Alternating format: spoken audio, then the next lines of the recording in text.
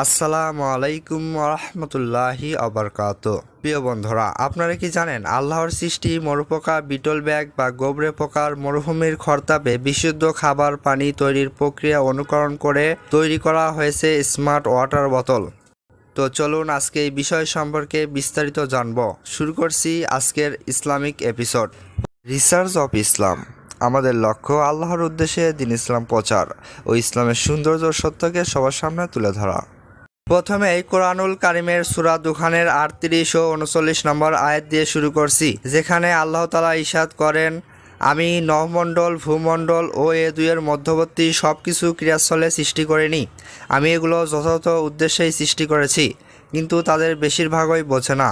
১০০ বছর ধরে বিজ্ঞানী এবং প্রকৌশলীরা শুষ্ক অঞ্চলে বিশুদ্ধ পানির উৎস হিসেবে কার্যকর হবে এমন পরিকল্পনায় কুয়াশা বা জলীয় বাষ্প হতে পানি তৈরির উপায়গুলি গবেষণা করছেন। যদিও এই মানব নির্মিত উপায়গুলির মধ্যে কিছু কার্যকর প্রমাণিত হয়েছে, তবু মরুভূমিতে বসবাসকারী উদ্ভিদ, মানুষ ও প্রাণীর আরও বেশি পানি দরকার। মরুভূমিতে জলীয় বাষ্প হতে বেশি শিশুর বিন্দু সংরক্ষণ করে এমন জীব খুঁজতে গিয়ে কুয়াশা বিটল বা গোবরে পোকা নামে পরিচিত একটি বুদ্ধিসম্পন্ন পোকা আবিষ্কার করেন, যারা উপযুক্ত জায়গায় অবস্থান করে অভিনব পদ্ধতিতে পানির জল সংগ্রহ করে। তারা কুয়াশা হতে শিশিরের ফোঁটাগুলি তাদের পিঠের শ্যাওলাগুলিতে সংরক্ষণ করে সূর্যতাপের সাহায্যে শৈলের শক্ত আবরণের তলদেশে বিশুদ্ধ পানি সংগ্রহ করে ব্যবহার করে। এটি দেখে ডিজাইনার ও গবেষক একটি ডিউ ব্যাংকে বোতল তৈরি করছিলেন, যা লক্ষ লক্ষ লোককে পানীয় জলের অভাবে জলীয় বাষ্প হতেও জল সরবরাহ করতে পারছে।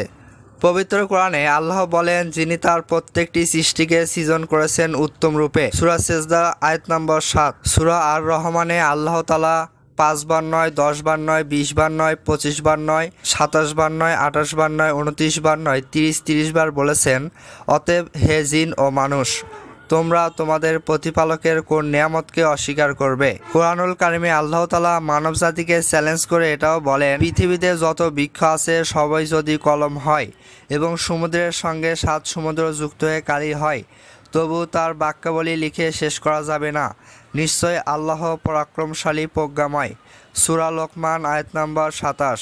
তাই একে কোনো মানুষের আবিষ্কার বা উদ্ভাবন বলা উচিত কি, বরং উদ্ঘাটন বলা যেতে পারে, কারণ এর মূল প্যাটার্ন তো স্বয়ং স্রষ্টা আল্লাহ সুবহানাহু ওয়া তাআলারই।